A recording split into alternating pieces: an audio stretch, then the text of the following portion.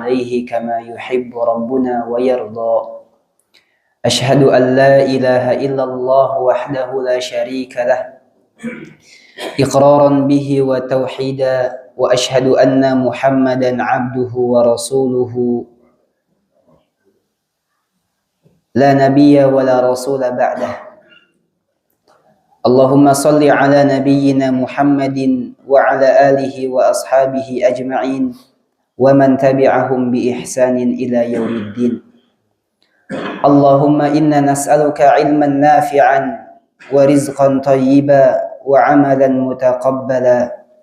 إلهي لا تعذب لسانا يخبر عنك، ولا عينا تنظر إلى علوم تدل عليك، ولا يدا تكتب حديث رسولك. Ikhwati fillah, jamaah sidang salat subuh rahimani Allah wa iyyakum. Barakallahu li wa lakum fil Qur'ani was sunnah. Insyaallah tabaraka wa ta'ala, pada kesempatan pagi yang berkah ini kita akan memulai perjalanan menuntut ilmu dengan pembahasan adab dan akhlak yang saya ambil dari kitab akhir dari Bulughul Maram min Adillatil Ahkam. Kitab yang ma'ruf, kitab yang terkenal di kalangan kita, yang ditulis oleh Imam Ibnu Hajar Al-Asqalani rahimahullahu ta'ala. Sebelum kita masuk pada pembahasan hadis, kita akan mengenal terlebih dahulu siapa penulisnya. Kemudian apa judul kitabnya, kemudian nanti baru kita masuk pada hadis-hadis di dalamnya. Imam Ibnu Hajar Al-Asqalani rahimahullahu ta'ala, nama aslinya adalah Ahmad bin Ali bin Muhammad. Ahmad bin Ali bin Muhammad. Beliau dinisbatkan kepada kakeknya yang ketujuh, Ibnu Hajar. Hajar ini kakeknya yang ketujuh. Jadi nama beliau dinisbatkan kepada kakeknya yang ketujuh. Lahir pada tahun 773 Hijriyah. Ya, bertepatan dengan 88 abad ke-8. Perkiraan sekitar abad ke-8 773 Hijriyah pada tanggal 22 Sya'ban di Mesir, di dekat Sungai Nil. Ibunya wafat ketika beliau masih dalam keadaan bayi. Jadi para ulama, ibu bapak yang dirahmati Allah, kalau kita perhatikan ini sudah yatim piatu dari masa kecilnya. Ya. Termasuk juga Imam Ibnu Hajar Al-Asqalani rahimahullahu ta'ala, ibunya wafat ketika beliau masih keadaan bayi. Kemudian disusul bapaknya wafat ketika beliau berada di usia 4 tahun. Kemudian beliau diurus oleh teman-teman si bapak. Jadi bapaknya ini sudah mewasiatkan kepada para sahabatnya, kepada para teman-temannya, apabila saya wafat, tolong urus anak saya. Titipkan dia ke majlis-majlis ilmu. Suruh dia menghafal Al-Quran dan lain semacamnya. Terbukti pada usia ke-9, pada usia 9 tahun, beliau hafal 30 juz. Dan pada usia ke-12 tahun, beliau sudah menjadi imam di Masjidil Haram. Usia 12. Bukan di Masjid At-Tariq, bukan. Bukan di masjid kampung atau desa, bukan. Di Masjidil Haram. Di usia 12 tahun. Kalau zaman dahulu, orang-orang non-Arab ini boleh mengimami Masjidil Haram. Kalau sekarang Saudiyah semua, Saudi Arabia. Kalau zaman dahulu masih boleh orang-orang tertentu.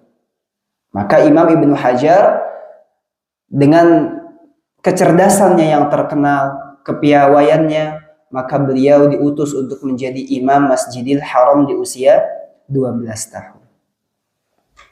Ibu bapak yang dirahmati Allah Subhanahu wa taala, gelar Imam Ibnu Hajar Al-Asqalani adalah Al-Hafiz. Ya, bukan SPD, bukan MA, bukan doktor, tapi Al-Hafiz. Kalau zaman sekarang kita, Al-Hafiz ini untuk orang yang hafal Al-Quran 30 juz. Mungkin terlalu mudah sekarang mendapatkan gelar itu. Tapi di zaman dulu, seorang ulama yang dijuluki Al-Hafiz berarti sudah menghafal 1 juta hadis.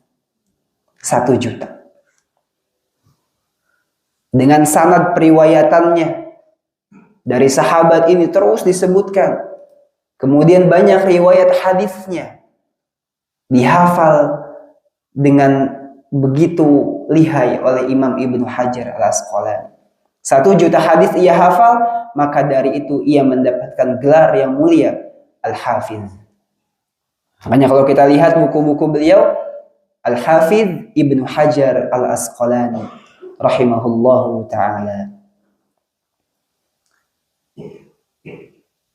Ikhwati fillah rahimani Allah wa iyyakum.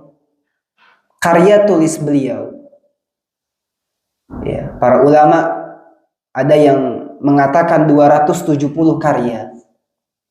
Ada yang mengatakan beliau memiliki 300 karya. 270 sampai 300 karya tulis. Ada yang sudah diterbitkan, ada yang tidak diterbitkan karena kurangnya jilid-jilid. Karena dulu masa-masa peperangan hilang buku-bukunya, nah, maka tidak terpenuhi. Di antara yang terkenal di hadapan kita semuanya adalah syarah atau penjelasan yang luas dari kitab Imam Bukhari. Ada yang tahu? Kitab apa? Fathul Bari. Kalau kita sering mendengar kitab Fathul Bari, syarah dari Sahih Al-Bukhari, maka ini adalah karya masterpiece-nya dari Imam Ibnu Hajar Al-Asqalani rahimahullahu ta'ala. Ya. Ada juga Tahdzib At-Tahdzib. Banyak karyanya, salah satunya yang akan kita kaji ini yaitu kitab Bulughul Maram min Adillatil Ahkam. Bisa dibaca Bulughul Maram, bisa dibaca Bulughul Muram. Ikhwati fillah rahimani Allah wa iyyakum. Ya, wafatnya beliau, kita masuk pada wafatnya beliau. Beliau wafat pada tahun 852 Hijriyah. Ya. Kemudian sebelum ia wafat, beliau diberikan oleh Allah Subhanahu wa taala ya, sakit-sakitan selama beberapa waktu. Kemudian akhirnya beliau menghembuskan nafas terakhir pada usia 79 tahun. Ya, kata para ulama, wafatnya Imam Ibnu Hajar Al-Asqalani ketika beliau sedang membaca Al-Quran. Masya Allah. Pembelajaran bagi kita, ya, beliau wafat karena kebiasaannya. Maka, ayo kita buat kebiasaan-kebiasaan yang baik. Toh agar ketika rezeki kita sudah habis, waktu kita sudah habis, maka kita meninggal dalam keadaan yang baik, husnul khatimah. Ketika beliau wafat, dikisahkan oleh para ulama di Mesir, seluruh pasar-pasar, seluruh toko-toko, seluruh tempat perdagangan ditutup. Orang berbondong-bondong ingin mengangkut jenazah beliau.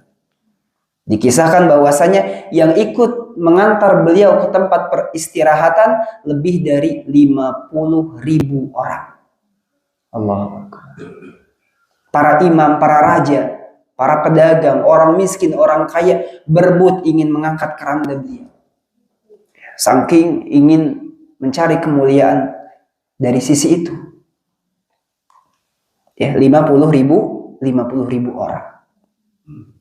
Rahimahullahu ta'ala.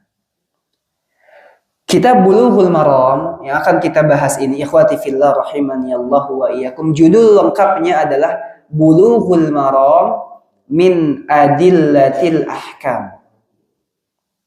Ya, kalau artinya mencapai cita-cita. Bulughul maram ini artinya mencapai cita-cita, mencapai tujuan. Min adillatil ahkam, dari dalil-dalil hukum Islam. Beliau mencampurkan dua metode yang unik di dalam kitab Bulughul Maram. Bulughul Maram ini, ibu bapak yang dirahmati Allah Subhanahu wa taala, adalah kitab fikih sekaligus kitab hadis. Dari mulai pembahasan sholat, dari mulai toharoh, sholat, haji, zakat, ya, jihad, seterusnya ini disebutkan oleh Imam Ibnu Hajar dalam kitabnya. Tapi di akhir pembahasan fikih, beliau menyelipkan di akhir pembahasannya, yaitu yang disebut dengan Kitabul Jami'. Kitabul Jami' ini menghimpun hadis-hadis tentang adab dan akhlak. Ya. Dari awal sampai menuju terakhir beliau bahas kitab fikih.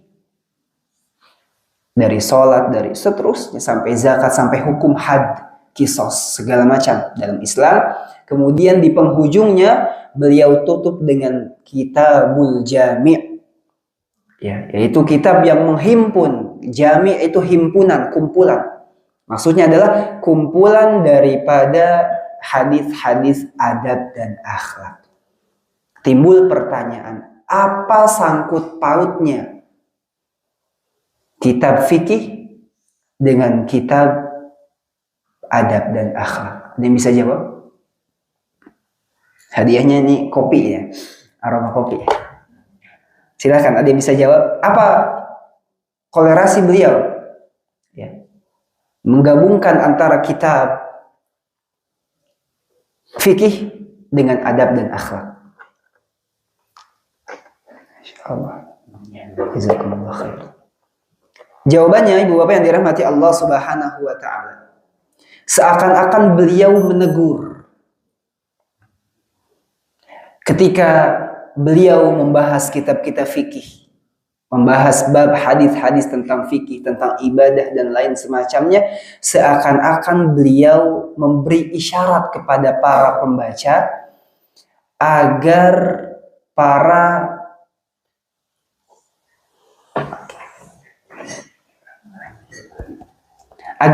pembaca fikih, agar para pembelajar hadis ini dibalut dengan adab dan akhlak. Jadi beliau ingin memberikan isyarat bahwasannya kita itu tidak cukup untuk belajar fikih saja, tidak cukup. Ibadah kita baik, sholat kita benar, toharoh kita benar. Nggak cukup itu aja. Seorang yang mempelajari hadis, seorang yang mempelajari fikih atau mempelajari pelajaran apapun, kata beliau seakan-akan mengisyaratkan, ayo belajar juga adab dan akhlak.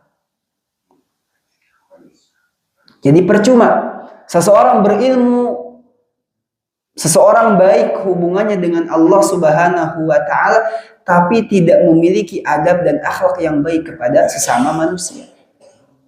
Jadi ini kata para ulama ketika memberikan penjelasan kenapa Imam Ibnu Hajar memberikan kitab adab dan akhlak di akhir kitab fikihnya, karena ini menyindir, memberikan isyarat kepada tidak melupakan pelajaran adab dan akhlak. Insya Allah kita akan bahas kitab adab dan akhlak pada kesempatan berikutnya pada Kitabul Jami'. Perlu kita ketahui kitab ini terkumpul atau Kitabul Jami' terkumpul dari 122 hadis. Kita tidak akan lahap semuanya.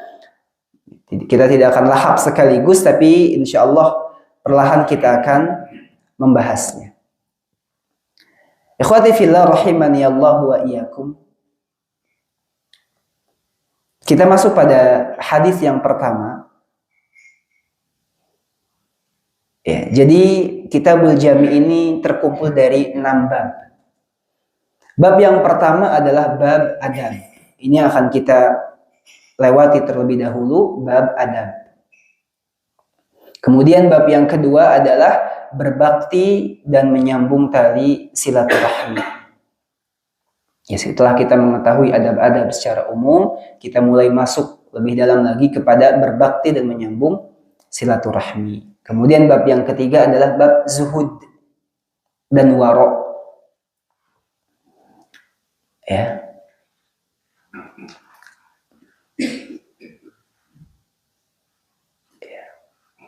Kemudian ada bab nanti doa-doa agar terhindar dari adab-adab yang buruk. Kemudian ada bab lagi bab khusus tentang adab-adab yang tercela. Kemudian disebutkan bab khusus adab-adab yang baiknya. Tadi yang tercela, kemudian yang baiknya ditutup oleh beliau adab-adab doa atau kumpulan doa-doa agar kita mendapatkan akhlak yang mulia, juga terhindar dari akhlak yang buruk.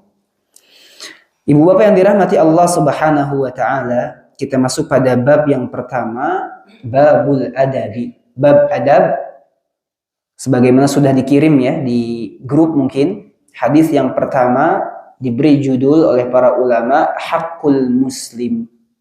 Hak seorang muslim terhadap muslim yang lainnya. Kita bacakan dari sahabat Abu Hurairah radhiyallahu taala anhu, an Abi Hurairah radhiyallahu taala anhu, anna Rasulullah sallallahu alaihi wasallam qala, bahwasanya Rasulullah sallallahu alaihi wasallam bersabda, haqqul muslimi 'alal muslimi sittun. Hak seorang muslim kepada muslim yang lainnya ada 6. Yang pertama beliau sebutkan idza laqitahu fasallim alaihi. Apabila kalian bertemu berpapasan dengannya, maka ucapkanlah salam. Kemudian beliau melanjuti wa idza da'aka fa'ajibhu. Apabila beliau mengundangmu, maka penuhilah undangannya. Wa idza stansohaka fansah lahu. Apabila ia meminta nasihat kebaikan kepadamu, maka berilah dia nasihat. Ini yang ketiga. Yang keempat, wa idza atasa fahamidallah fashammithu. Apabila seorang muslim bersin dan memuji Allah, maka doakanlah. Kemudian yang berikutnya, wa idza marida fa'udhu. Apabila seorang muslim sakit, maka jenguklah. Kemudian yang terakhir, wa iza mata fatba'hu. Apabila ia wafat, apabila ia meninggal, maka iringilah, ikutilah jenazahnya. Ini 6 hak seorang muslim atas muslim yang lainnya. Ikhwati fillah rahimani Allah wa iyyakum. Hadis ini menerangkan tentang etika yang seharusnya ditunaikan oleh satu muslim untuk muslim yang lainnya. Ya, maka itu Nabi Shallallahu Alaihi Wasallam memberikan isyarat pada awal hadisnya. Hakul muslim, haknya seorang muslim terhadap muslim yang lainnya. Kita berbicara muslim. Nabi memberikan ini. Seorang muslim atas muslim yang lainnya ini ada haknya. Mereka punya tuntutan. Ya. Sebelum kita masuk kepada hak yang satu dan hak-hak yang berikutnya, kita harus tahu dulu makna daripada hak itu apa. Ada yang bisa jawab? Apa itu hak? Kita sering dengar, oh ini hak saya sebagai pemimpin.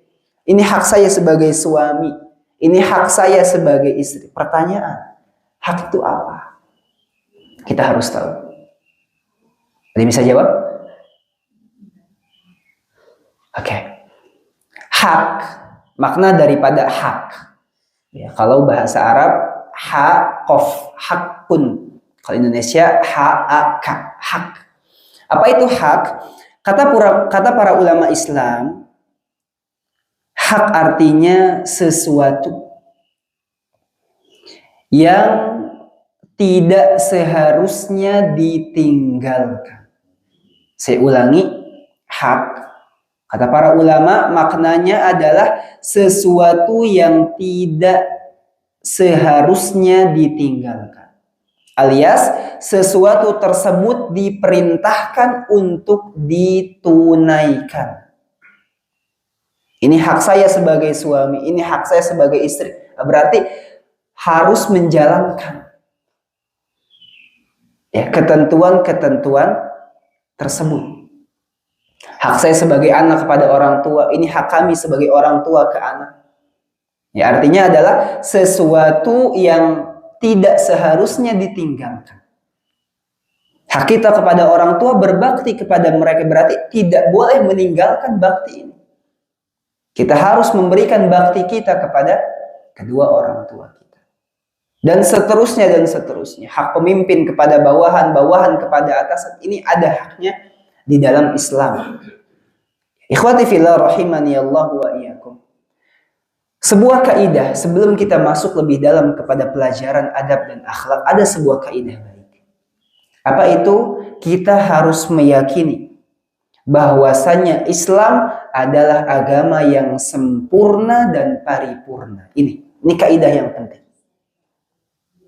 Ya, sebelum kita masuk lebih dalam kepada pelajaran adab dan akhlak, kita harus tahu kaidah dasar terlebih dahulu, yaitu bahwasannya Islam adalah agama yang sempurna dan paripurna. Allah Subhanahu wa taala berfirman, "Al-yauma akmaltu lakum dinakum wa atmamtu 'alaikum ni'mati wa raditu lakumul Islam madina." Al-Maidah ayat ketiga. Juga Nabi Shallallahu Alaihi Wasallam bersabda, "Innama bu'ithtu liutammima salihal akhlak." Aku diutus, kata Nabi Shallallahu Alaihi Wasallam, sesungguhnya tidaklah aku diutus oleh Allah Subhanahu Wa Taala kecuali salihal akhlak, untuk memperbaiki, untuk menyempurnakan akhlak-akhlak yang baik. Ibu bapak yang dirahmati Allah Subhanahu wa taala, perlu kita ketahui, sebelum datangnya Islam, adab dan akhlak ini sudah ada. Dipelajari juga oleh bangsa-bangsa Quraisy, bangsa-bangsa kaum musyrikin, dipelajari juga oleh agama-agama mereka. Adab dan akhlak, etika, ini sudah ada. Diutusnya Nabi untuk apa? Untuk menyempurnakan. Jadi ada sangkut paut antara ayat yang tadi Allah telah meridhoi agama Islam ini karena kesempurnaannya, juga diutusnya Nabi Shallallahu Alaihi Wasallam ini bukan untuk membawa akhlak-akhlak yang baru, bukan, tapi untuk menyempurnakan. Datangnya Islam ini untuk menyempurnakan akhlak-akhlak yang sebelumnya ada. Dahulu juga ada akhlak-akhlak beribadah, ada, tapi tidak benar. Datang Islam dibenarkan. Dahulu orang-orang tawaf, sudah ada tawaf dari zaman dahulu, tapi tidak menggunakan pakaian, tidak menggunakan sehelai benang pun tidak, telanjang mereka, bertepuk-tepuk tangan, bersiul-siul, ini sudah ada. Menurut mereka ini baik. Datangnya Nabi Muhammad sallallahu alaihi wasallam, "Innama bu'istu liutammima shalihan," untuk menyempurnakan akhlak. Inilah ada akhlak kepada Allah seperti ini. Ini ada akhlak kepada sesama manusia, ada. Kepada yang lebih tua, yang lebih, semuanya ada. Ya. Ada disertasi yang pernah saya baca. Ada akhlak-akhlak manusia kepada hewan, kepada tumbuhan, kepada para malaikat ada. Salah satu di antara adab kepada malaikat adalah ketika kita memasuki masjid menggunakan harum-haruman. Ya, karena malaikat membenci aroma-aroma busuk, membenci aroma-aroma bawang dan segala macam. Makanya di antara adab kepada para malaikat adalah kita berkemas sebelum memasuki masjid. Ada adab kepada tanaman, adab kepada hewan, benda mati, semua dalam Islam ini ada, diajarkan. Makanya kaidah dasar tadi, Islam adalah agama yang sempurna dan paripurna. Baik, ikhwati fillah rahimani Allah wa iyyakum. Setelah kita mengetahui makna daripada hak, baru kita bisa masuk pada poin-poin dari Nabi Shallallahu Alaihi Wasallam. Yang pertama, kata Nabi Shallallahu Alaihi Wasallam, hak seorang Muslim kepada Muslim yang lain ada 6. Kalimat 6 ini tidak mempersempit. Jadi bukan kita pikir oh hanya 6 saja, tidak. Nabi Shallallahu Alaihi Wasallam adalah sebaik-baik guru, sebaik-baik pengajar, sebaik-baik penjelas. Ketika beliau menyebutkan angka 6, ini bukan berarti hanya 6 saja. Tapi metode Nabi Shallallahu Alaihi Wasallam di dalam berdakwah adalah agar para jamaahnya, para sahabatnya bisa menghitung dan menghafal. Ketika Nabi bilang ada 6, maka para sahabat akan konsentrasi. Nabi menyebutkan ini, oh yang ke-1. Nabi menyebutkan ini, oh ini yang kedua. Oh yang ketiga. Ya, kata para ulama, ini agar memberikan konsentrasi dan kefokusan kepada para sahabat. Bisa jadi Nabi lupa, Nabi bilang 6, tapi Nabi sebutkan 5. Jadi sahabat bisa negur. Nabi katanya 6, tapi kok baru disebutkan 5. Ini kata para ulama penjelasan tentang kenapa disebutkan oleh Nabi angka-angka tertentu dalam hadis-hadis Nabi. Contoh, Nabi Shallallahu Alaihi Wasallam pernah bersabda, sab'atun yudhilluhumullah fi dhillihi yawma la dhilla illa dhilluh.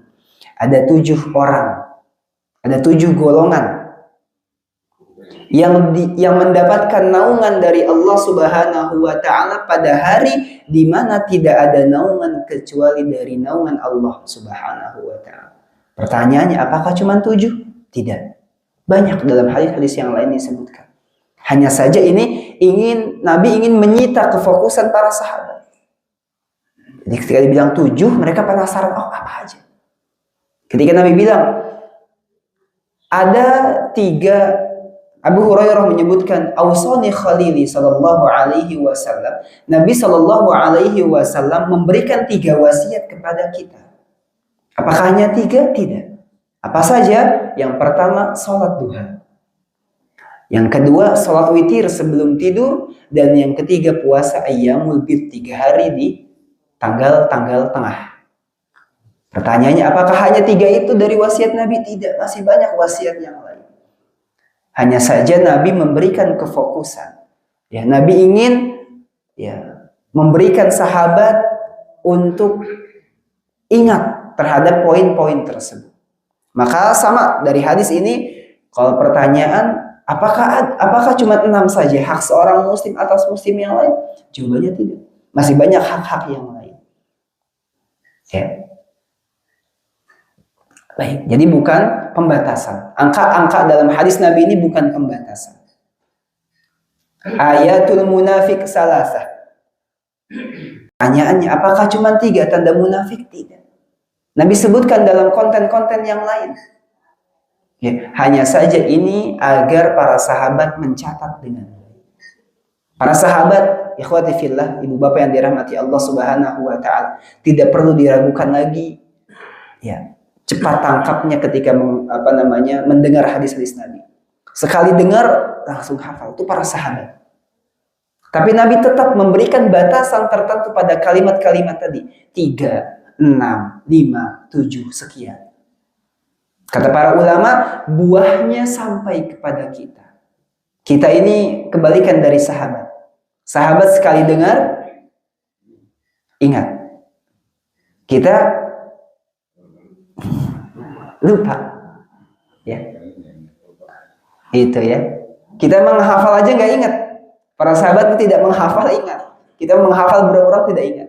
Maka ini termasuk daripada rahmat Nabi Shallallahu Alaihi Wasallam kepada para umatnya adalah tadi memberikan poin-poin tertentu kepada hadis agar para sahabat dan umat-umatnya terus sampai akhir zaman bisa faham dan ingat. Ya, Shallallahu Alaihi Wasallam. Yang pertama kata Nabi Shallallahu Alaihi Wasallam, "Idza laqitahu fasallim alaihi." Ya. apabila engkau bertemu sesama muslim, maka ucapkanlah, maka berilah ia salam. Memberi salam adalah merupakan salah satu amalan yang sangat mulia. Nanti ada penjelasannya, orang-orang Yahudi itu iri kepada Islam, dengki mereka.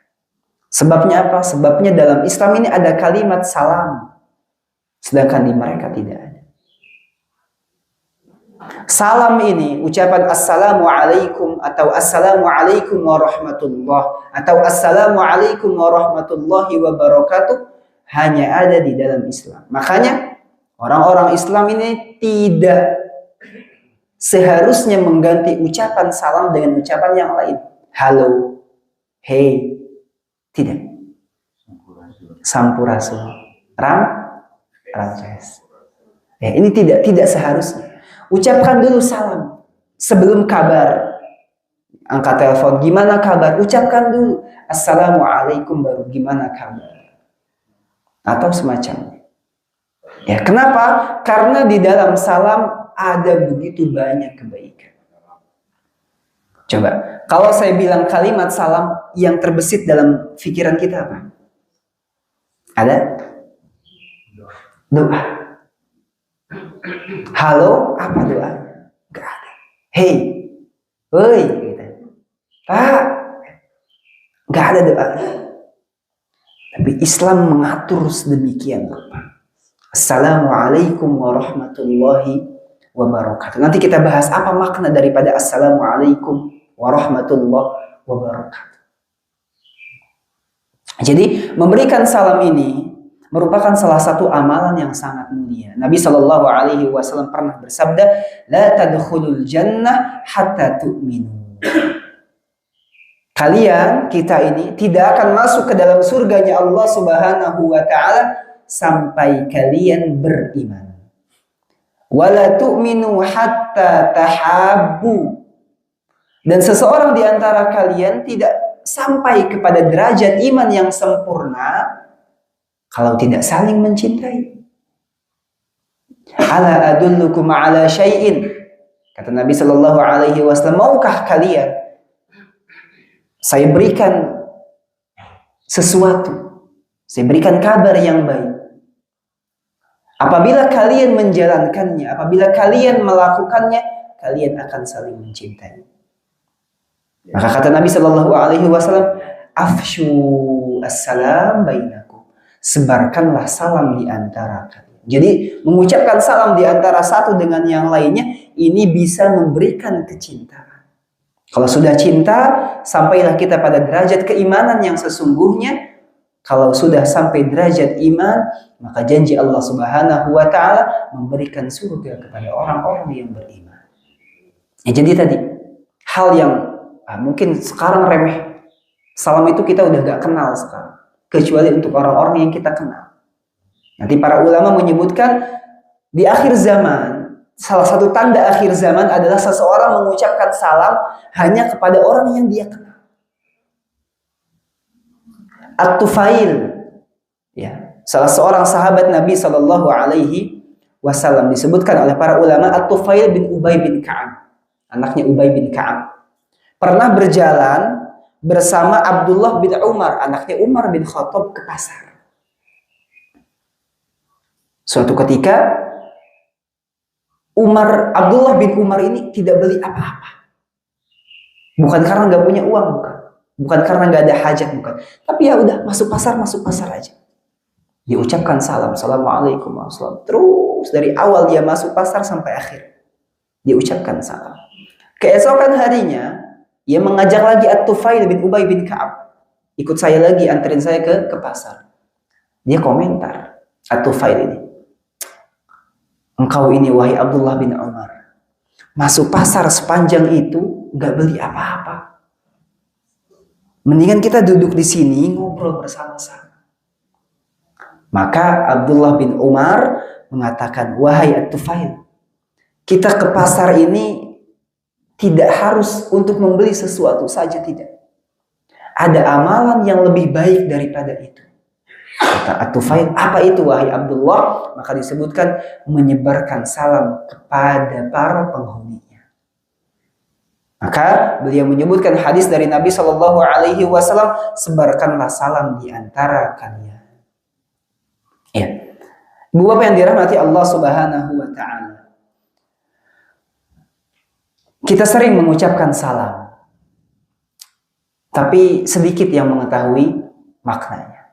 Maka sebelum kita memasukinya, sebelum kita mengamalkan salam ini kepada keluarga kita, kepada kerabat, anak dan lainnya, kita harus mengetahui maknanya terlebih dahulu. Makna daripada Assalamualaikum. Jadi Assalamualaikum warahmatullahi ini Nabi Shallallahu Alaihi Wasallam menyebutkan 3 bagian. Bagian yang pertama ucapan Assalamualaikum, ini paling singkat. Kemudian ucapan yang kedua bagian yang kedua kata Nabi ditambahkan Assalamualaikum warahmatullah, rahmat Allah. Yang ketiga baru berkah Allah Subhanahu Wa Taala. Ini adalah bagian yang ketiga. Lalu apa makna dari Assalamualaikum? Assalam artinya keselamatan. Assalam artinya adalah keselamatan. Jadi kita mengucapkan Assalamualaikum, semoga Allah Subhanahu Wa Taala memberikan keselamatan kepadamu. Ayo bayangin. Makanya tadi kenapa ada rasa cinta kalau kita ngucapin salam ini? Karena orang yang gak kita kenal, orang yang kita kenal udah ngasih kepedulian. Semoga Allah Subhanahu Wa Taala memberikan keselamatan. Bayangkan, dalam Islam bukan hanya orang yang kita kenal saja. Yang enggak kenal, asal kita tahu itu muslim, tebar salam kepada dia. Maksudnya apa? Ucapkan doa keselamatan kepada diri. Timbul pertanyaan, ini keselamatan apa? Disebutkan oleh para ulama, keselamatannya adalah seluruh keselamatan. Baik agamanya, baik dunianya, baik rezekinya, diberikan keselamatan oleh Allah Subhanahu Wa Taala. Masya Allah. Begitu mulia agama Islam, ikhwati fillah rahimani Allah wa iyyakum. Yang kedua, warahmatullah tadi. Semoga Allah Subhanahu Wa Taala memberikan keselamatan kepadamu. Assalamualaikum. Ditambahkan warahmatullah, artinya rahmat itu kasih sayang. Dan semoga kasih sayang Allah menyertai. Gak cuma keselamatan, tapi semoga juga kasih sayang Allah menyertai. Dalam apa? Dalam segala urusan, kata para ulama. Urusan apapun, semoga kasih sayang Allah menyertai kamu. Ya. Artinya, semoga engkau dirahmati, diberikan kasih sayang oleh Allah Subhanahu Wa Taala. Kita nggak dapat kasih sayang dari adik kakak kita, tetangga kita, tidak masalah. Mereka tidak memberikan apa-apa kepada kita. Kalau rahmat Allah menyertai kita, tenang hidup kita. Imam Ahmad bin Hanbal rahimahullah ta'ala mengatakan, kita nggak butuh kasih sayang siapapun. Di akhirat nanti, kasih sayang mereka hilang. Hilang. Ya, satu dengan yang lain bermusuhan. Di dunia oke. Saya sayang kamu, saya cinta kamu. Iya. Di akhirat nanti semuanya hilang. Orang terdekat dari kita menjauh dari kita. Tidak ada kasih sayang di dalamnya. Kita hanya butuh kasih sayang dari Allah Subhanahu Wa Taala. Rahmat Allah kita butuh di dunia, apalagi di akhirat. Maka dengan mengucapkan warahmatullah, semoga engkau dicintai, dirahmati, diberikan rahmat oleh Allah Subhanahu Wa Taala. Pribadinya, keluarganya, anak-anak semua didoakan secara mendetail. Dalam Islam diajarkan demikian. Dilanjutkan wa barakatuh, barakah.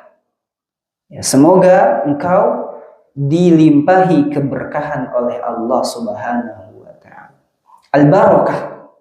Apa makna al-barakah? Barakah kata para ulama al-khair al-katsir, kebaikan yang banyak dan menetap, abadi. Makanya kalau kita minta rezeki sama Allah bukan hanya yang banyak, ibu bapak. Minta juga yang berkah. Umur bukan hanya umur yang panjang, bukan. Tambahkan, ya Allah berikan kami umur yang panjang dan berkah. Yang pentingnya berkahnya, bukan panjangnya. Harta yang penting bukan banyaknya, berkahnya. Ya, kata para ulama, al-khair al-kathir.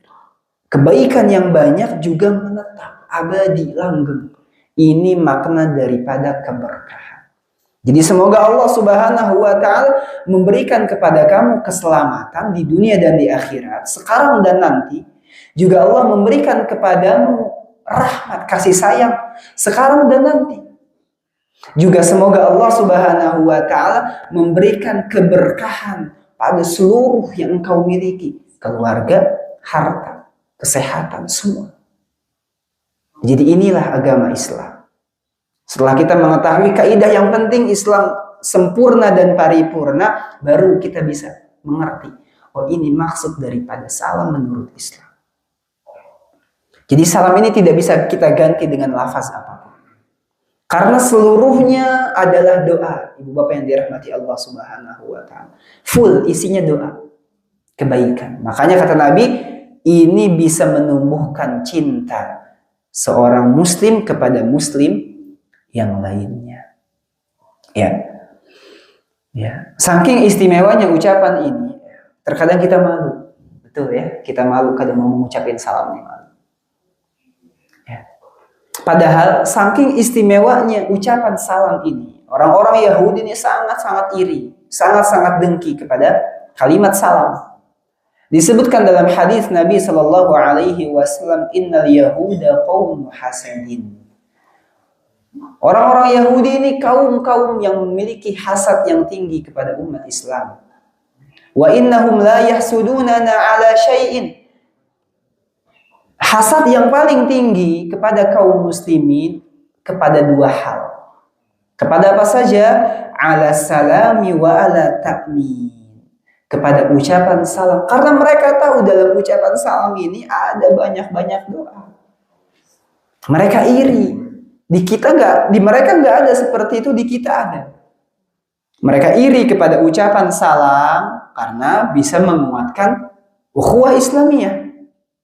Dan yang kedua adalah ucapan takmin fis shalah. Mereka iri kepada ucapan amin di dalam salat. Makanya ibu bapak yang dirahmati Allah Subhanahu wa taala, sebab iri mereka ini, mereka membuat terobosan kepada anak-anak kita, bahkan kepada kita, dengan adanya alat-alat yang canggih, dengan adanya games yang mereka buat, supaya apa? Mereka setel di waktu-waktu menjelang sholat, supaya anak-anak ini nonton, senang. Masjid sepi, nggak ada ucapan amin, mereka senang. Makanya ini terobosan dari mereka untuk menghancurkan generasi-generasi Islam. Ya, mereka hilangkan ucapan amin dari masjid-masjid kita. Ya, semoga Allah Subhanahu wa taala memberikan terus kepada kita keistiqomahan. Ikhwati fillah rahimani Allah wa iyyakum. Ya. Ini adab yang pertama. Ya. Apa hukum? Sekarang kita masuk kepada hukum mengucapkan salam. Hukum mengucapkan salam, para ulama membagi menjadi dua. Yang pertama fardu ain, yang kedua fardu kifayah. Kapan fardu ain dan fardu kifayah? Fardu ain ketika seseorang mengucapkan salam dan yang mendengarnya hanya sendiri. Saya personal kepada bapak sendiri. Maka bapak hukumnya wajib untuk menjawab. Fardu ain. Ini hukum menjawabnya. Adapun ketika seseorang memasuki masjid, banyak jamaah nih. Saya masuk, Assalamualaikum. Yang jawab cuma sebagian. Itu tidak mengapa. Tidak wajib untuk semua. Ya, tidak wajib untuk semuanya. Nah, adapun mengucap salam terlebih dahulu, Assalamualaikum warahmatullahi wabarakatuh, ini hukumnya sunnah. Dan menjawabnya adalah wajib. Yang menjawabnya adalah wajib. Baik. Ikhwati fillah rahimani Allah wa iyyakum. Ini adalah amalan yang ringan.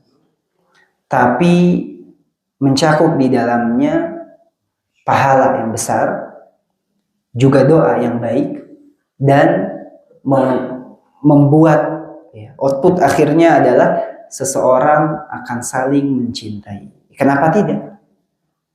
Ya, kalau kita sudah tahu maknanya adalah salam. Salam ini maknanya adalah kebaikan, mendoakan keselamatan, diberikan keberkahan juga rahmat dari Allah Subhanahu wa taala, berarti orang tersebut memberikan kebaikan kepada kita. Ya, memberikan kebaikan kepada kita. Makanya heran seseorang yang masuk ke rumah orang mengucapkan salam. Dia mengucapkan kepada isi rumah orang lain dengan keselamatan, ia doakan keselamatan, ia doakan keberkahan dan kebaikan, tapi masuk rumah sendiri dia nggak salam. Ini aneh. Makanya kita biasakan diri kita mengucapkan salam dimanapun, kapanpun kepada sesama muslim. Masuk rumah kita ucapkan salam. Ini yang pentingnya masuk rumah kita. Sebagian orang masuk rumah orang lain salamnya kencang. Masuk rumah kita, masuk rumah sendiri tidak salam. Sama dengan apa? Sama dengan kita mendoakan kebaikan, keselamatan, keberkahan, kasih sayang kepada penghuni rumah orang lain, rumah kita tidak didoain. Ya, mulai sekarang masuk rumah kita juga salam, ketemu orang kita salam, ya, karena di dalamnya ada banyak-banyak kebaikan. Ya, ikhwati fillah rahimani Allah wa iyyakum. Ini sampai jam berapa? 6:30. Sampai jam 6. Oke, kita masuk pada hak yang kedua. Ini hak yang terakhir kita bahas pada pertemuan kali ini. Jadi nanti kita bahas beberapa pertemuan 6 hak ini. Hak yang kedua kata Nabi sallallahu alaihi wasallam, wa idza da'aka fa'ajibhu. Jika seorang muslim mengundang muslim yang lainnya, maka penuhilah undangannya. Ya. Mayoritas para ulama menyebutkan bahwasannya bahwa yang wajib dipenuhi hanyalah undangan walimah pernikahan. Ini yang wajibnya. Adapun akikahan, syukuran rumah, atau syukuran khitan, ya, ini kalau kita diundang tidak ada kewajiban. Ya, adapun undangan walimah ini kata para ulama yang wajibnya atau dari makna hadis Nabi Shallallahu Alaihi Wasallam ini maksudnya adalah ketika kamu diundang kepada walimah maka penuhilah undangan walimah pernikahan. Ya, tapi nanti ada ketentuan-ketentuan dari Nabi Shallallahu Alaihi Wasallam. Adapun undangan-undangan yang lain maka ini hukumnya mustahab. Mustahab ini artinya dicintai. Bahasa fikihnya mustahab itu dicintai, atau bahasa lain daripada mustahab adalah sunnah. Ya, tidak sampai diwajibkan. Ya. Berangkat dari sabda Nabi sallallahu alaihi wasallam, "Idza du'iya ahadukum ilal walimah falyujib." Apabila kalian diundang untuk menghadiri walimah pernikahan, maka hendaklah ia mendatanginya. Ya, ini sabda dari Nabi Sallallahu Alaihi Wasallam. Ikhwati fillah rahimani Allah wa iyyakum. Para ulama berdasarkan beberapa arahan yang umum dari syariat Islam, ya, para ulama membagi juga tentang kapan kita diundang, wajib mendatangi undangan walimah. Nah, ini kita harus catat nih. Sekarang hari Ahad ada undangan nggak nih? Misalnya ada undangan nikah. Nah, maka kita lihat dulu, kita sampai nggak pada derajat syarat-syarat ini. Maka kita sebutkan. Syarat-syarat diwajibkannya mendatangi undangan walimah. Ya. Di antaranya yang pertama adalah yang mengundang harus seorang muslim. Ini yang pertama. Dapat undangan, ini sahabat saya nih, ya, teman satu soft dalam sholat, muslim, kita tahu jelas. Maka ini wajib bagi kita. Ini syarat yang pertama, ibu bapak yang dirahmati Allah Subhanahu wa Ta'ala, adalah muslim yang mengundang kita. Gimana kalau non muslim, kalau kafir bagaimana? Maka kata para ulama tidak wajib untuk menghadirinya. Oh, ini bos kita nih, tapi non muslim. Maka tidak wajib kita untuk menghadirinya. Ini syarat yang pertama. Syarat yang kedua adalah undangan tersebut secara khusus. Secara khusus, person to person. Saya menyebarkan undangan kepada satu orang khusus. Disebutkan namanya. Bapak dan keluarga. Bapak dan keluarga khusus. Maka ini wajib. Udah dikirim undangan fisik, dikirim lagi WhatsApp. Pak, datang ke nikahan anak saya. Ini wajib. Kapan tidak wajib? Kapan sunnah? Kalau mengucapkan di khalayak umum. Misalkan saya berdiri di sini mengatakan kepada para jamaah sekalian, silakan hadir di undangan pernikahan anak kami pada tanggal sekian dan sekian. Maka hukumnya tidak wajib. Global, itu umum. Mau datang, alhamdulillah silahkan. Mau tidak datang juga, alhamdulillah, tidak mengapa. Tapi berbeda kalau saya ini ada 50 orang, saya bagi 50 orangnya semua. Udah gitu saya WhatsAppin satu-satu. Maka ini hukumnya menjadi wajib. Misalkan Bapak juga ada di kantor, ada pengumuman, hadiri pernikahan kami, tidak wajib. Kecuali Bapak dan Ibu diberikan undangan secara khusus, maka ini menjadi wajib. Ini syarat yang kedua. Syarat yang ketiga, undangannya pada hari pertama walimah. Zaman kita ada ya, 3 hari. Di hari Senin, Selasa, Rabu misalkan, atau Jumat, Sabtu, Ahad. Maka yang wajib di mana? Jumatnya. Ya, Sabtu, Ahadnya nggak harus datang, tidak mengapa. Ya, karena yang wajibnya adalah yang pertama. Rasulullah Shallallahu Alaihi Wasallam ketika menikah dengan Sofiyah, membuka walimah ini selama 3 hari berturut-turut. Ketika menikah dengan Sofiyah, 3 hari berturut-turut. Ya, ini Nabi Shallallahu Alaihi Wasallam. Ini tidak mengapa kita mau, kalau kita mampu buka walimah sepanjang hari, 3 hari, tidak mengapa. Dengan niat, kata para ulama, garis bawahi, dengan niat berbagi kebaikan. Jadi bukan foya-foya, bukan supaya dilihat, si bapak keren, 3 hari uangnya nggak habis-habis. Ya, padahal minjem saya minjem sini, memberatkan. Tapi kalau niatnya untuk membagi, betul-betul bersyukur, ini buah dari bersyukur kami, 3 hari, 2 hari, tidak mengapa. Ya, karena dicontohkan oleh Nabi Shallallahu Alaihi Wasallam dengan syarat, kata para ulama, tidak ada kecongkakan, tidak ada sombong. Bukan untuk disebut seseorang kaya, bukan. Tapi dia untuk berbagi kepada muslim-muslim yang lain. Ini tidak mengapa. Ya, jadi yang wajib di hari pertama, hari seterusnya ini tidak wajib memenuhinya. Syarat yang keempat, tidak memberatkan. Ini tidak memberatkan. Berat di sini apa? Berat di sini berat fisik, berat harta. Bapak diundang ke Aceh, Pak. Gak ada uang, fisik sehat, wajib nggak? Tidak wajib. Saya punya uang ke Aceh, bisa kita ke Aceh, tapi sakit. Juga ini tidak. Syaratnya tidak memberatkan kita dan keluarga. Itu.